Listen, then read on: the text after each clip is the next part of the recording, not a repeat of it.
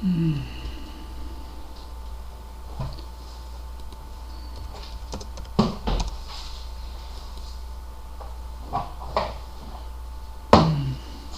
evening, ladies and gentlemen. This is the American Dissident, and I'm your host, Jeffrey Whitelaw.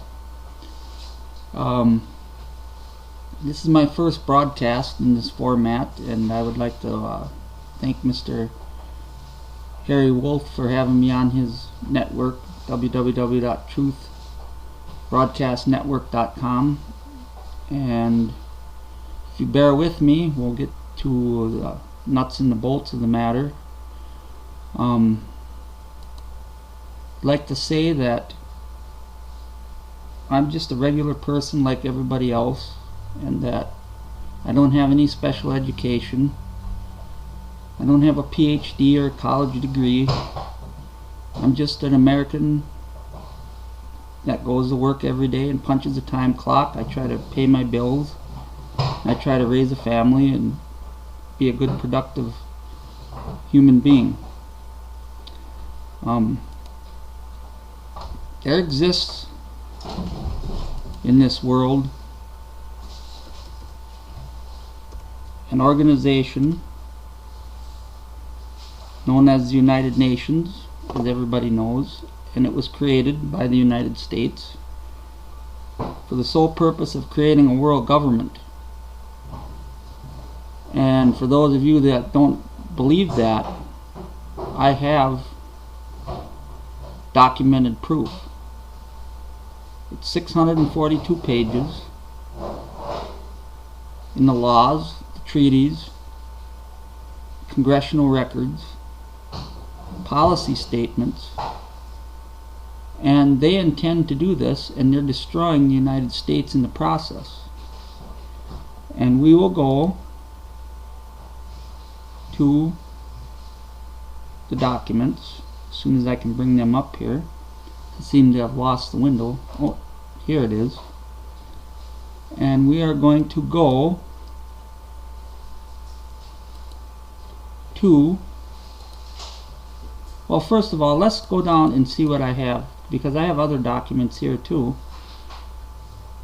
The Strategy and Tactics of World Communism. These are U.S. government hearings 1954 to in 1954. They're 331 pages. You see, Senator Joseph McCarthy, a senator from my state, he was exactly right when he tried to explain to the American people.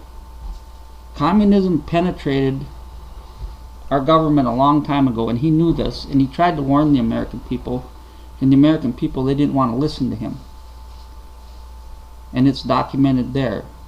I have another document called We Must Abolish the United States. This document, and we will zoom in a little bit more so we can see what's going on. And bear with me, because I'm not all that great at this yet, but I'm in the learning process. We Must Abolish the United States was put out by an organization called the United World Federalists. And in there it states unequivocally that we must make a case for a world government. And I have that here again in another form. The windows are not working that great, but I'm trying to go as slow as I can, so please bear with me. We have the U.S. Congressional Record of 1940, British-Israeli World Government, and it talks in the document about uniting the United States and Great Britain in a world government. We have the FBI investigation into the Council on Foreign Relations. We have the Congressional Record, September the 26th, 1961, the speech by John H. Russell out in the House of Representatives, The Future of Socialism.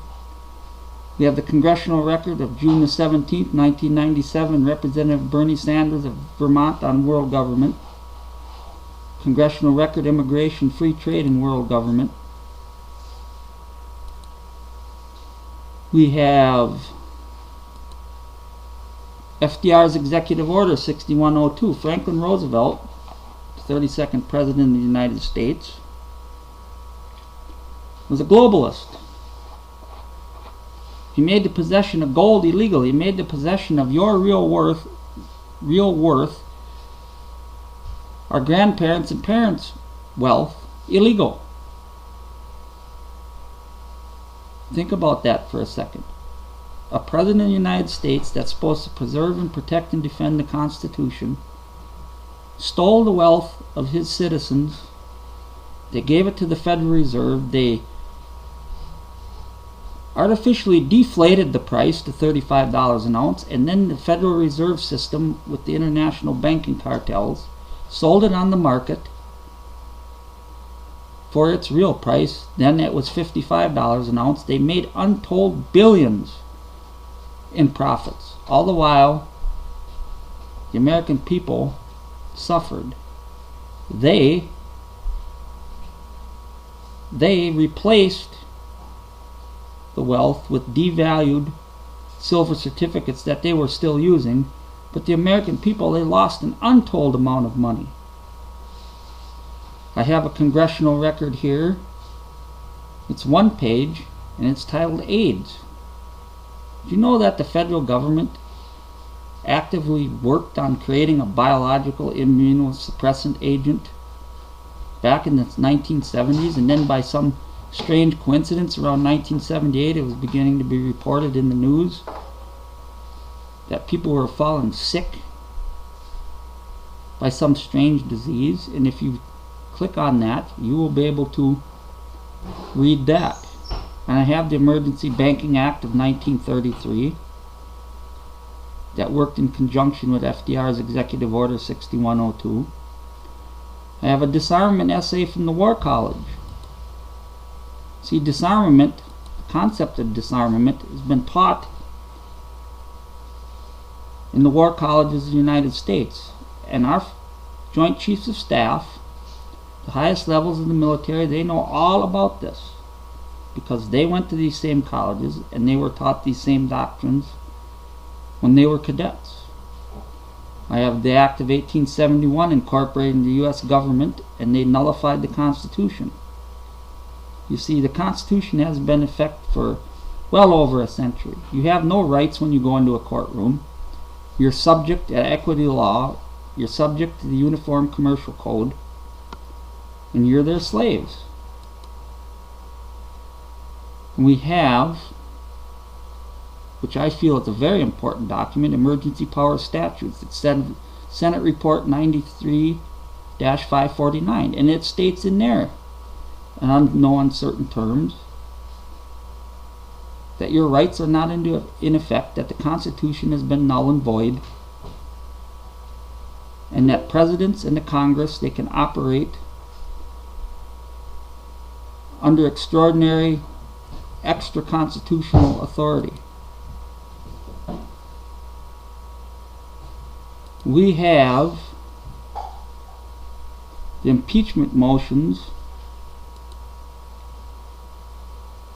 of the Federal Reserve System. I have Public Law 87-297, the law that works in conjunction with freedom from war disarmament to disarm the American people.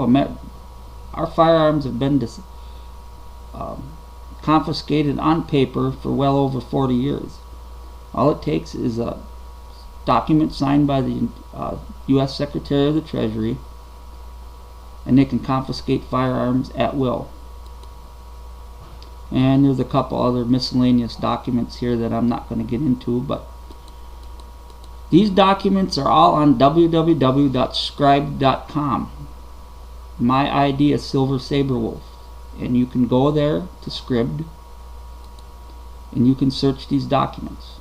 And now we will open the big document, and has 2,657 reads on Scribd as of right now. I'm averaging about 100 reads a day. And people are talking about this. It's very important that when you go to Scribd and find this document, that you download it to your computer. You either burn it to CDs or you save it to flash drives and you start disseminating it in your community. And I will open up the document so everybody can see. And it's taking a little bit here to load, so bear with me. We are going to zoom in as best as we can here. So, like I said, I am new to this, so give me a chance to get this all loaded up. We are going to go down, and we are going to start with this. This was an act or a proposed law in California, March 9, 1993, and it was introduced by Senator Rogers. And as you can see, basically what it wanted to do was protect the rights of the gun owners, at least in the state of California. This bill was put in the assembly, and a man contacted me and he said that it died in committee here a few years back. But when we get going down to the meat of the matter, after our firearms are confiscated, who will be in charge of the world army after we eliminate our armed forces? In the United Nations, it may not be known to very many people, but there exists a little known office called the Undersecretary for Political and Security Council Affairs. And that office, per the United Nations Treaty and the UN Participation Act of 1945, has always been a Russian national. That is why our armed services, our military members, men and women, since the Korean War have fought in wars and conflicts with no victory in sight, with no clear exit strategy, no hope of victory. And it's happening today in Afghanistan, and it's happening in Iraq.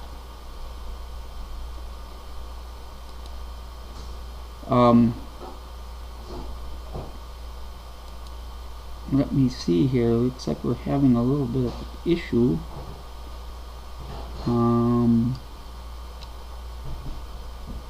No, I guess we're broadcasting okay. I gotta turn my audio down a little bit.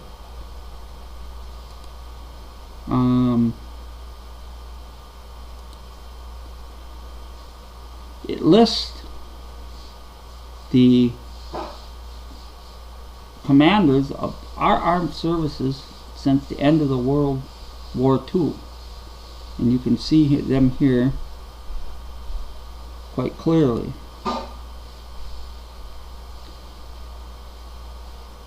The U.S. military permanently over to the Security Council of the United Nations under the command and control of our enemies, and it lists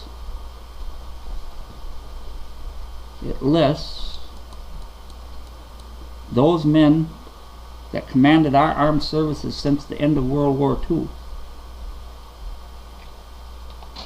Public Law 87-297, the law that disarms the American people, is here in its original form, and it has a congressional record. And I want to tell the listeners that you should have a pen and paper all the time when you tune into this broadcast. This is the Congressional Record, Proceedings and Debates of the 87th Congress First Session from Washington, Tuesday, September 19th, 1961. And the title of this Congressional Record is The Elimination of Armed Forces. And that's right, America. They intend to disarm the United States and place what's left of our armed services under the control of the United Nations. And I will just read briefly one part of this.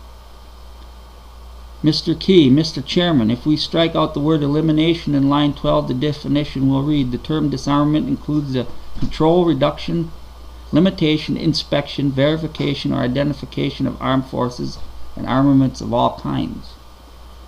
But his motion to eliminate the word elimination was rejected by the Congress as a whole.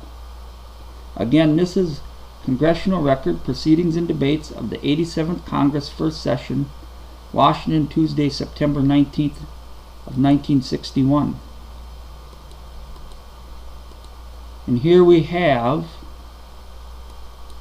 in the paper at that time, U.S. to propose end of national armies, U.S. formula for peace, one military force under UN control. So you see, this is not anything that's strange or anything out of the ordinary. It was reported in the news a long time ago. This is State Department document 7277, and you can readily find this document if you do a search on Google. And the good thing about this document, it is there, it exists in the original form as I possessed it over 20 years ago. And it's the United States Program for General and Complete Disarmament in a Peaceful World.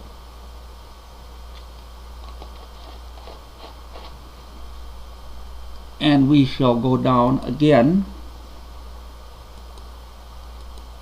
to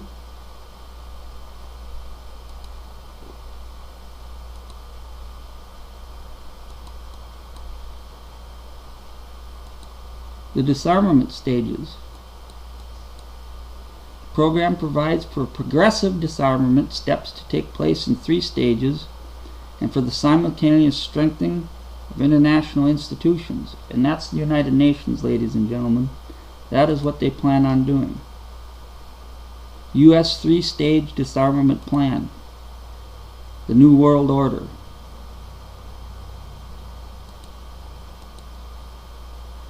And here are the unanswered questions.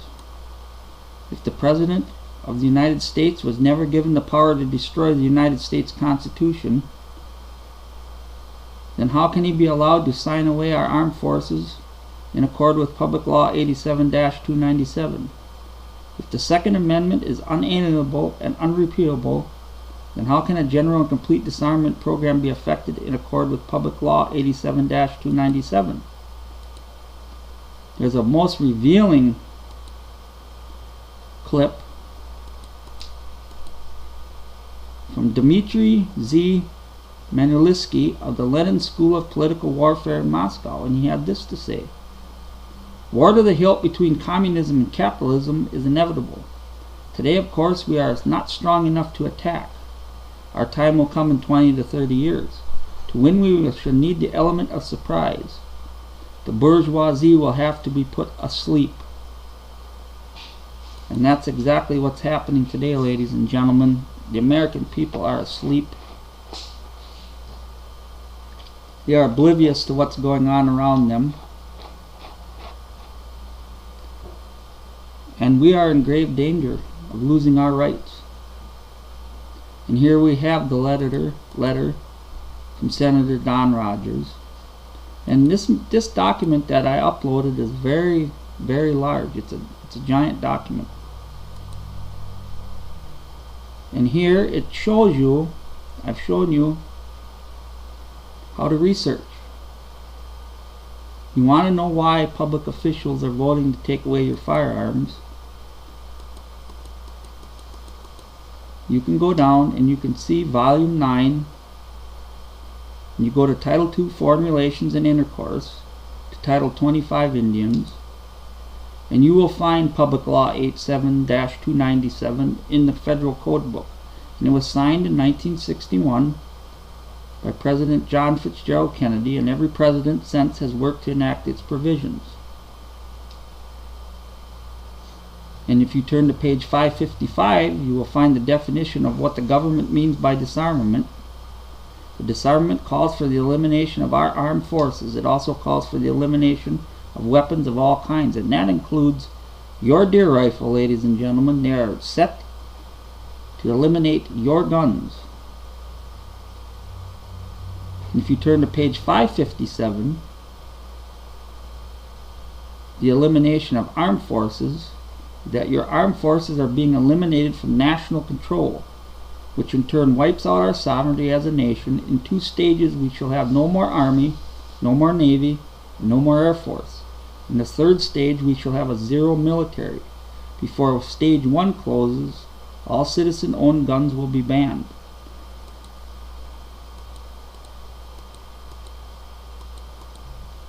And this document is having a hard time loading up tonight because it is a very large document. And I'm just going to close this out right now.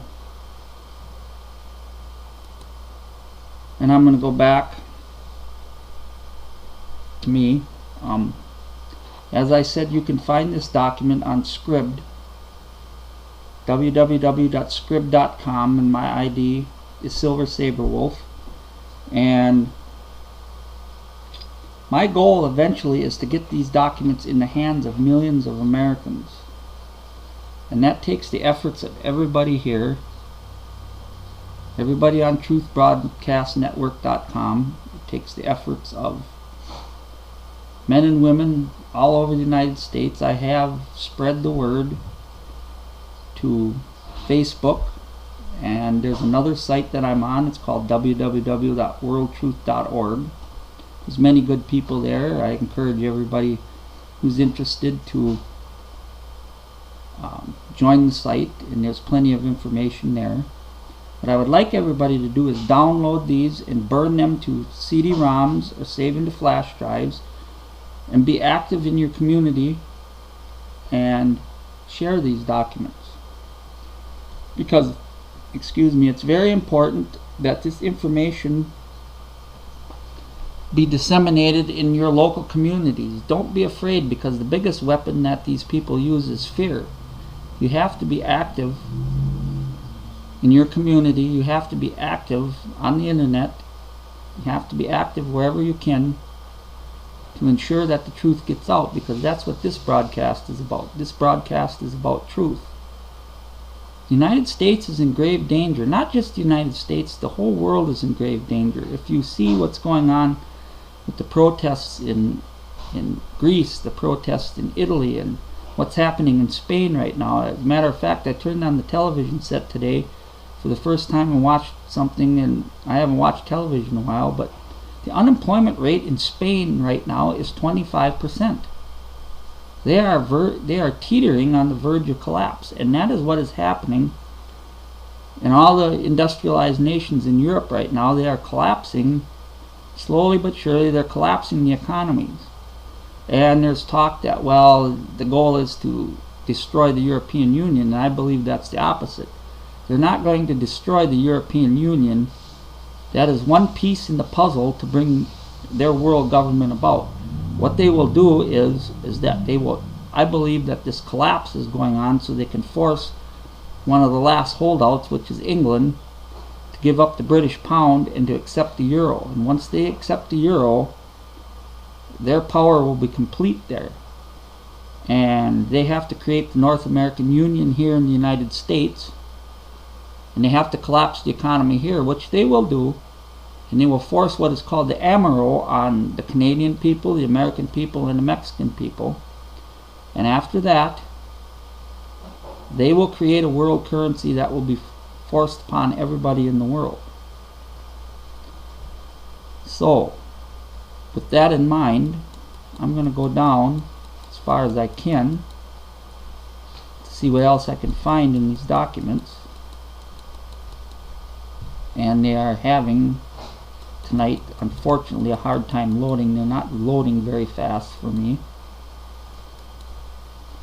But we shall see what we can find. The congressional records, I wish were not buried so far in the document. But I'm going to go down to page,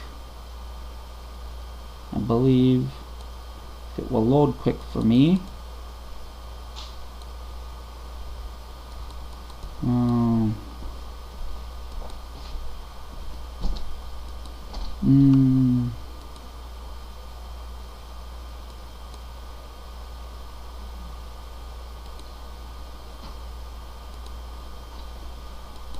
Let's see.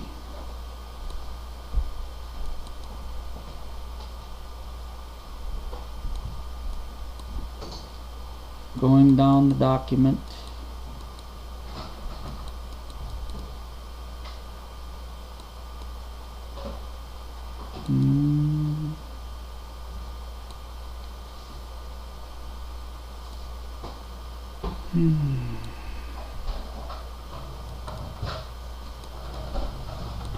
Oh, this is terrible tonight. I don't know why it doesn't want to load, but it's not loading very fast. There is a book that was written.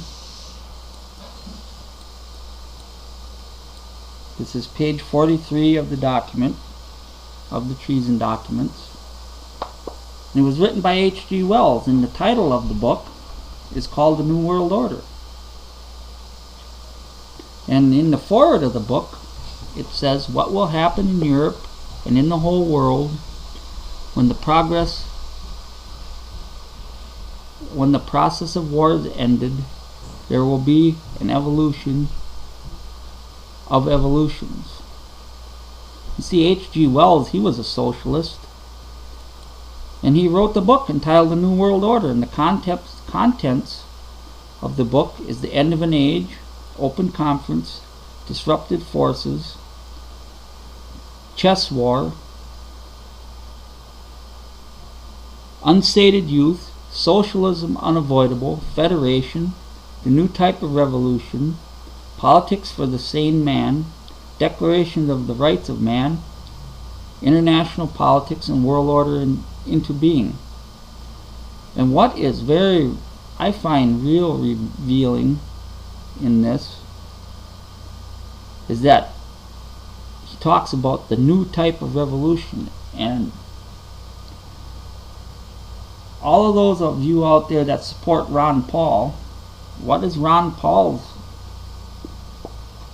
big campaign slogan? It's called the Ron Paul Revolution. See, whenever you hear that term revolution, they're talking about communism, ladies and gentlemen. I believe that Ron Paul, no matter what you believe, is part of these people. A friend of mine on Facebook, gave a very interesting observation that she believes that Ron Paul was put out there for a purpose to suck those of us out who believe in freedom out into the open, so we can more easily be tracked and identified and categorized. And after thinking about that, I find that a plausible argument, because the things that Ron Paul talk about, the very same things that politicians in the past have talked about, and they've been murdered, and he's still wandering around spreading this message of truth. And I don't, for one, believe that Ron Paul is actually a part of what I believe. He has a good message, but there's something strange, at least in my mind, of what is going on.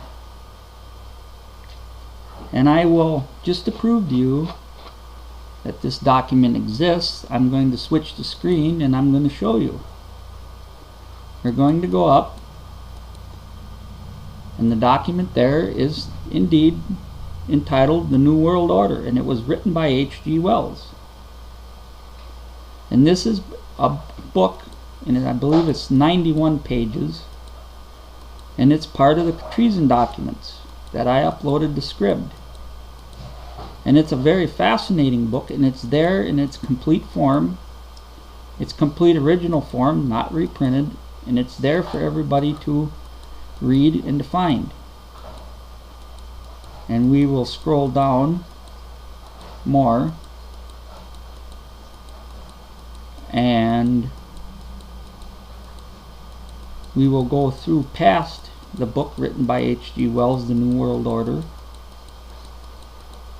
and we will see what we can get loaded up.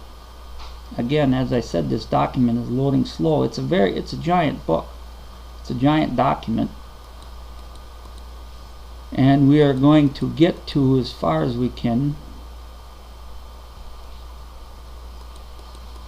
And this is public law. And that's the end of the book. It's a 145-page book written by H.G. Wells. And some of this, it deals a lot with laws and acts, and I don't fully understand it all, but I have a friend on a social network site that's studying this, and she's going to be able to explain a lot of things better, and I will be revisiting these documents in another show probably next week. But here we have the Emergency Powers Statutes. It's provisions of federal law now in effect delegating to the executive extraordinary authority in time of national emergency. It's a report of the Special Committee on the Termination of the National Emergency, United States Senate.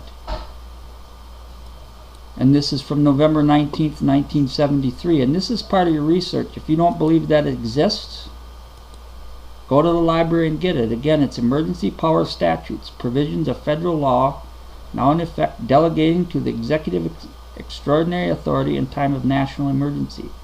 And they've declared national emergencies that they've never rescinded that are still in effect. President Franklin Roosevelt declared a national emergency in 1933. President Clinton declared many national emergencies. President Barack Obama declared national emergencies. And what it says here, it's very revealing. Since March 9, 1933, the United States has been in a state of declared national emergency. In fact, there are now in effect 4 presidentially proclaimed states of national emergency. In addition to the national emergency declared by President Roosevelt in 1933, there are also the national emergency proclaimed by President Truman on December the 16th, 1950, during the Korean conflict, and the states of national emergency declared by President Nixon on March 23, 1970 and August 15, 1971. These proclamations give force to 470 provisions of federal law. These hundreds of statutes delegate to the President extraordinary powers. And why, ladies and gentlemen, under a system that's supposed to be constitutionally limited, the United States Congress go pass laws that give the President extraordinary powers? And these powers, it states, that are ordinarily exercised by Congress. The Congress has no authority under the Constitution to give the President their powers. This is all patently illegal. It's all patently unconstitutional. And you can go to the library and you can confirm this for yourself. If you do not believe that this exists, if you believe that this is a lie, that you believe that I somehow typed all of this stuff up and just put it on here to try to mislead you or dissuade you from what the truth is, this is a document in its original form. And it comes with the public papers of the Presidents of the United States, Herbert Hoover from 1932 to 1933. And it says in an introduction, a majority of the people of the United States have lived all of their lives under emergency rule. Isn't that a quite fascinating admission? A majority of the people of the United States have lived all of their lives under emergency rule.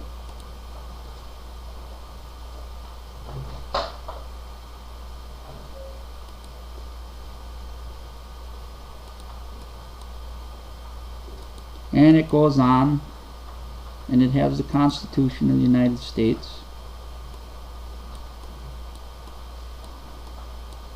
And as I said, this document, unfortunately, is loading very, very, very slowly tonight. But it also has public laws of the 73rd Congress of the United States of America, and it has the Emergency Banking Act, and that's what this is in its original form.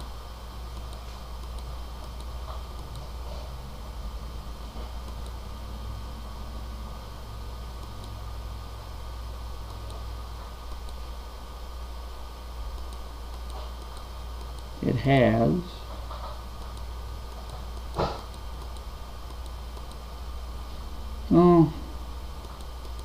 I'm very terribly sorry to my listening audience tonight that I'm having a hard time loading up the document.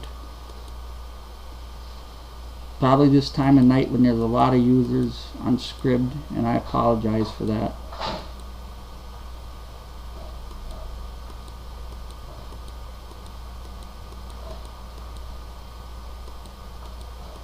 But anyway, I believe that I will close out of this document, and I'm going to go to a different document, because there's a couple things that are contained in this that I have separated in original form that I believe that we should be talking about. But again, if you go to www.scribd, that's SCRIBD.com, you can get the treason documents. It's 642 pages of laws, treaties, congressional records, policy statements, numerous news articles, admitting, ladies and gentlemen, that the United States is being slowly destroyed in favor of a world government. And I will close out of this one, and I'm going to go to another document that I have, and we will talk about that one.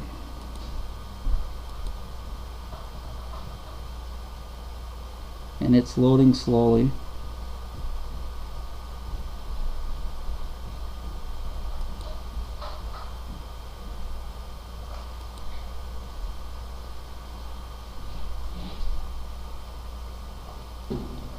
And I'm going to go down to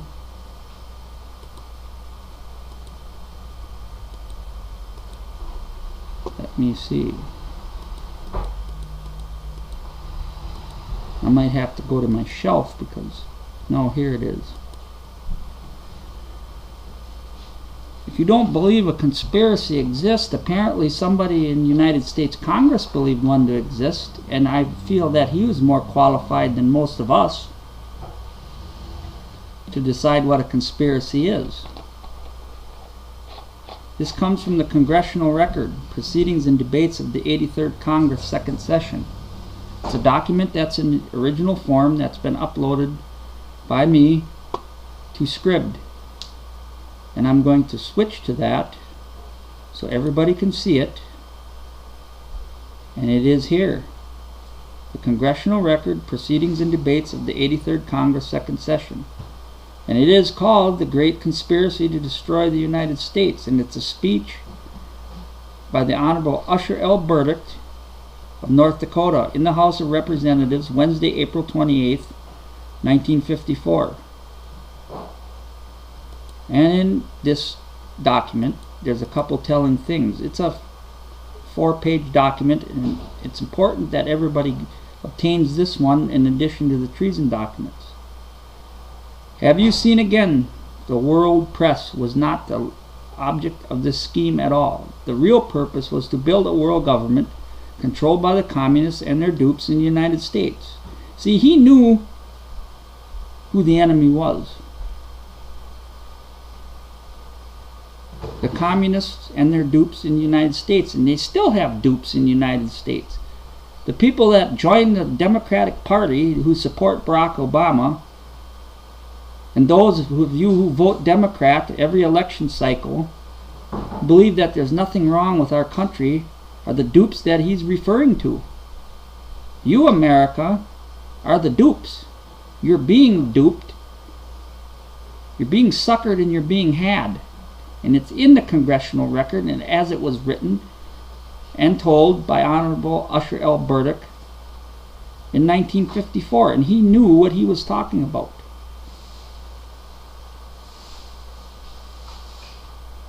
It says in here, unheard of things in the American history, he produced the Charter of the United Nations as the authority for the seizure and cited its provisions. The President, he was talking about the President's authority to seize property, and the President of the United States does not have the authority, ladies and gentlemen, to seize anybody's property. But under the United Nations and the United Nations Participation Act, communists operating here in the United States gave the President of the United States that authority, and it's unknown to the American people. But as you can see, it's a 4-page Congressional Record, and you can get this on Scribd. It's a document that's in its original form. Excuse me, it's a 2-page document, and it's entitled The Great Conspiracy to Destroy the United States. And I'm going to read a couple of paragraphs. It says, Mr. Burdick, Mr. Speaker, there can be no doubt that there now exists a widespread understanding and agreement made between the agents of this government and the United Nations and the North Atlantic Treaty Organization to build a world government and to make the United States a part of it, regardless of our Constitution, laws, and traditions. Do you understand what he's saying? He said this was said 60 years ago. And the American people are ignoring this at their own peril. And I will repeat this again. Mr. Burdick, Mr. Speaker, there can be no doubt that there now exists a widespread understanding and agreement made between the agents of this government and the United Nations and the North Atlantic Treaty Organization to build a world government and to make the United States a part of it, regardless of our Constitution, laws, and traditions. So there you have it, ladies and gentlemen. This is going on, and it's been going on. In the documents in the original form, the Congressional Record, Proceedings and Debates of the 83rd Congress, Second Session, a speech by the Honorable Usher L. Burdick of North Dakota in the House of Representatives, Wednesday, April 28, 1954. We are facing very, very precarious times. We're facing terrible times. And which direction you want to go is completely up to you, America. Do you want to go down the path to a new world order and a world government, or do you want to go back on a path to freedom and prosperity? Because ultimately the choice is yours. And I'm going to go to another document that I have unscribed in addition to the treason documents. And we will load these up.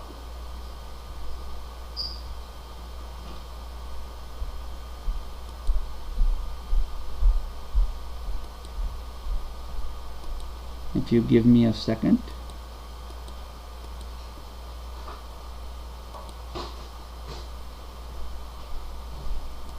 This document is entitled Our Foreign Policy, State Department Publication 3972. And I'm going to switch again to the screen where everybody can see this.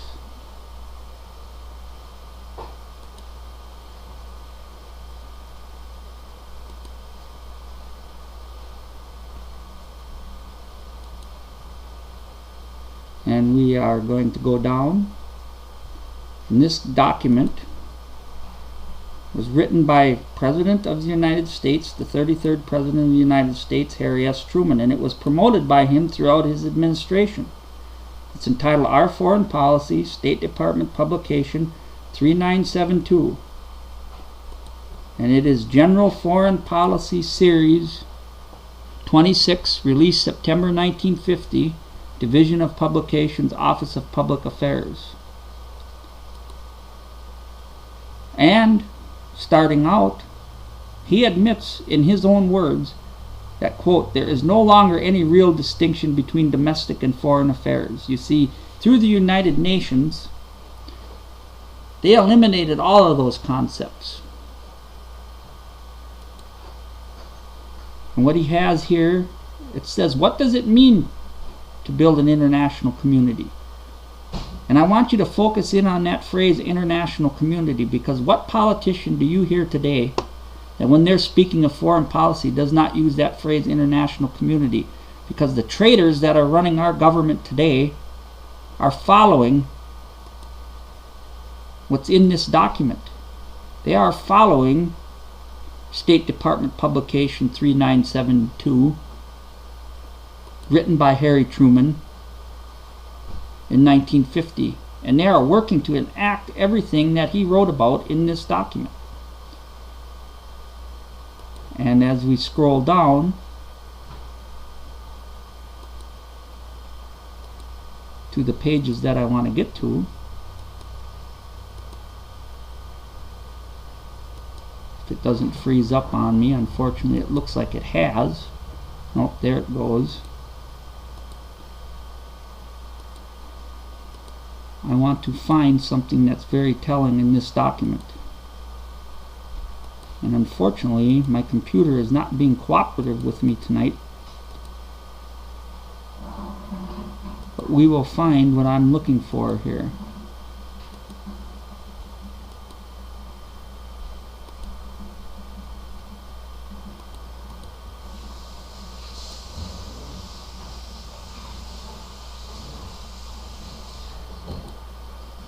Here he admits in the document that the fighting force in Korea, a United Nations force, and it fought under a United Nations flag. The Korean War was a United Nations war. And my page, Scribd, has decided to freeze up on me tonight again. And there it comes back.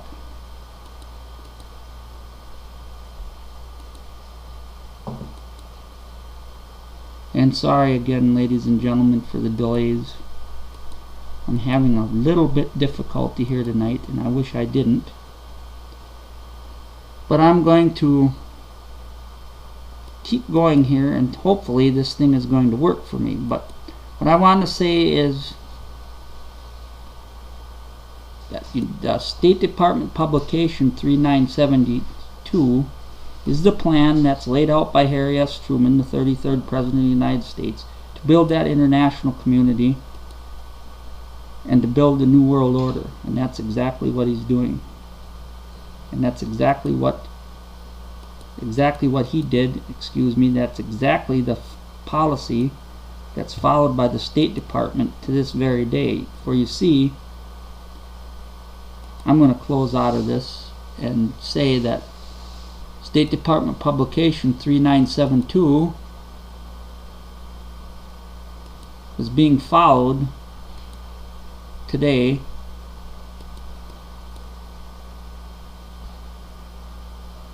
by our government.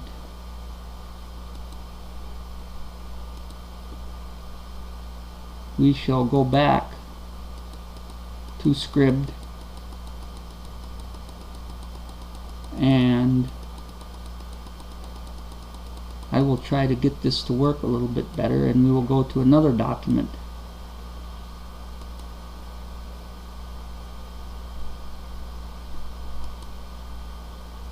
And as I said, State Department publication 3972 is very important.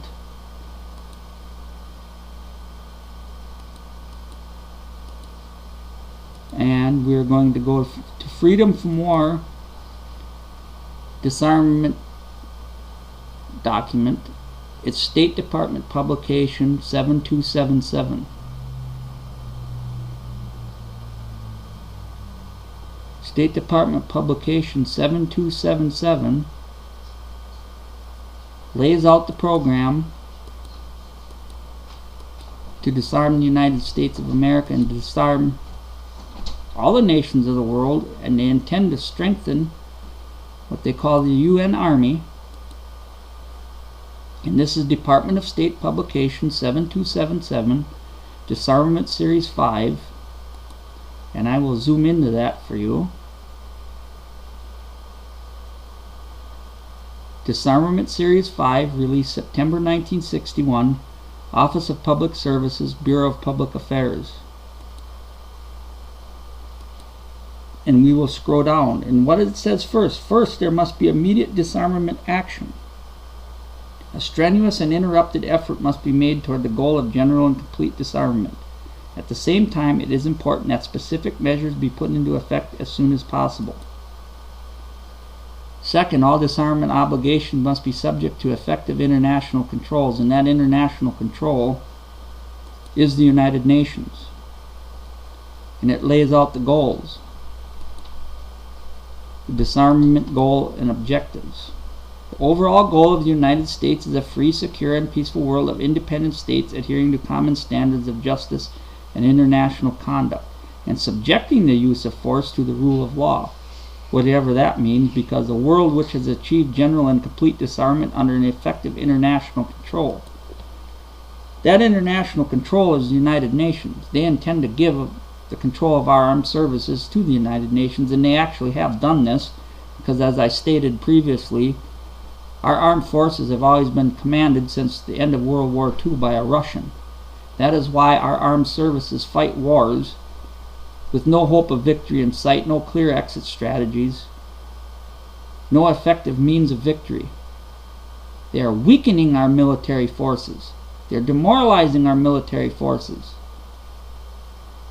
And at the same time, the Russians and the Chinese are building up their armed services and strengthening their armed services, because Russia has no intention of disarming. Their intention is to be stronger than we are, and the communists that run our government are giving them the tools to do so. And it says the disbanding of all national armed forces and the prohibition of their reestablishment in any form whatsoever other than those required to preserve internal order and for the contributions to United Nations Peace Force. You see, they're training the internal forces. They're militarizing our police at a rapid rate. And if you don't believe that, take a look at some of your police officers that are wandering around on the streets. They have full battle gear, they have helmets, they carry M16 rifles, and they're more militarized in some places than our own military is. And disarmament will be accomplished in 3 stages. And it says states would be committed to refrain from the threat or use of any type of armed force contrary to the principles of the UN Charter, and to refrain from indirect aggression and subversion against another country.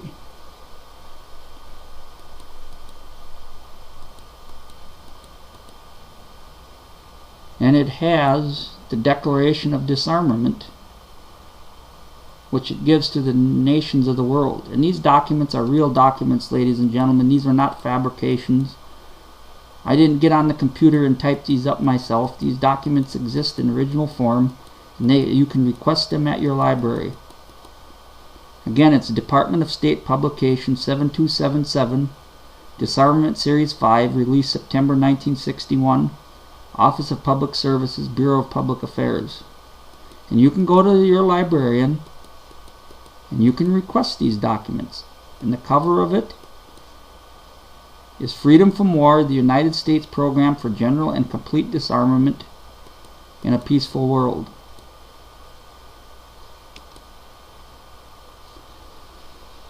I would like to say that over the years that I've done this research, that I found many things that are very fascinating, very disturbing. And once you find these documents, you probably will initially be angry, as I was, but after your anger wears off, you have to have a positive attitude, and you have to be proactive on the internet, in your communities, or wherever you can. And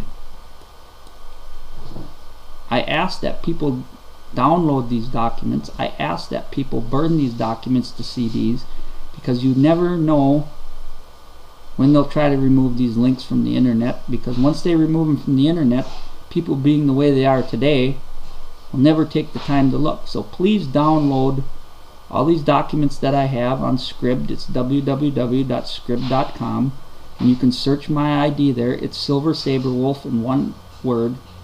And I have a collection of documents here that you can download, and you can combine all these documents onto one CD-ROM, and you need to start disseminating this information, probably first to your family and your friends. And one goal of mine is to get these documents in the hands first of every county sheriff in the United States, because it's important that they see these documents. Some sheriffs will obviously ignore this, but other sheriffs here in the United States, they're not going to ignore this. We cannot give up. We have to reach as many people as we can, as many people as possible. And after they get into the hands of every county sheriff in the United States, we need to send them to every state representative in the United States, to our state governors, and ultimately we need to put this proof in the hands of our so-called congressmen and senators, and we need to ask them what the hell is going on. And preferably when we're questioning these people, that it be videotaped and uploaded to YouTube so the world can see what crooks and criminals we have running our government. And until we do that, we're going to end up continuing down the road into total darkness. Is that the path you want to take for your wife and your children? I have a wife and I have children. I have 2 little sons. I want my children to grow up in a nation that's free, happy, and prosperous. And what you see happening today in America is nothing of what it was. If this is not the America that my parents and grandparents spoke fondly of. My father, as a matter of fact, told me, he said, "Son, if I didn't like where I was working, I could quit that job and I could go next door and immediately I could have a job." Do you think you can do that nowadays, today, ladies and gentlemen? There are people that are searching for work for years who can't find work. The people that are committing suicide because they're looking at their wives and their children and they can't feed them and provide for them, and they're ending their lives. And this needs to stop. We can be a positive force for good. We can change America in a positive way. What we need is to get everybody involved. I know a man who's a friend of mine on Facebook. I'm not going to say his name. He's a 17-year-old hero of mine. He works tirelessly for the cause of freedom. He has a website called www.weare1776.org, and I've collaborated with him on many projects uploading these documents. Here's a boy that could be out partying and having fun with his friends, but he chooses to warn his fellow Americans of the dangers that we're in. And if a 17-year-old high school student wants to take up the mantle and take up the fight, then the rest of everybody else that lives in this nation can pick up the torch and they can start carrying it themselves. Because like it or not, we're all in it together. And we need to come together as Americans. We need to set aside these petty political differences. We need to stop calling ourselves Democrats and Republicans, and we need to start calling ourselves Americans again. And until we do that, the people that are destroying us, they're always going to win. And like I said, which road do you want to go down?